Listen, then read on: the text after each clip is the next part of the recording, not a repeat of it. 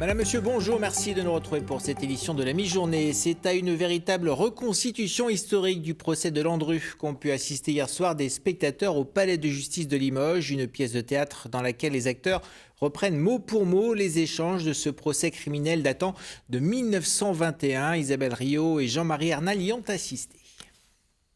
Une plongée dans l'histoire du procès du premier tueur en série de France, Landru. Nous sommes le 7 novembre 1921 et le tout Paris découvre cet escroc accusé de l'assassinat de 10 femmes et du fils de l'une d'entre elles. Sa personnalité subjugue le public et il en joue. Il était très content d'être l'aimant dans cette situation-là, je pense. Tout le monde le regardait, il y avait deux camps, les Landrusards, ceux qui ne le supportaient pas, tout ça. Et puis en effet, dès qu'il prenait la parole, c'était pour sortir une saillie, une petite pique envers quelqu'un, enfin, tout le temps.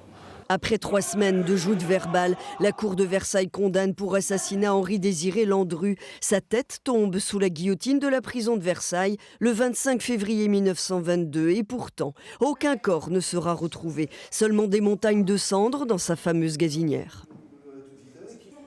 Il n'y a pas d'ADN, il n'y a rien. Il y a juste des bijoux, il y a juste des robes, des meubles, beaucoup de choses. Il y a des fragments osseux. Et quand moi je me suis mis dans la pièce, j'étais convaincu qu'il était coupable. À un moment donné de l'écriture, je me suis mis à douter moi-même de ça, en disant mais c'est bizarre. À l'époque actuelle où on a l'habitude des preuves scientifiques, des débats d'experts, des analyses ADN, on peut penser que le dossier aurait en tout cas besoin d'investigations complémentaires. Ce soir, les 14 jurés, tirés au sort dans la salle, acquittent Landru des meurtres, le condamnent à 15 ans pour escroquerie au mariage. L'important de prendre en compte le fait que le manque de preuves peut être caractérisé dans cette affaire montre peut-être la modernité de la pensée des jurés actuels.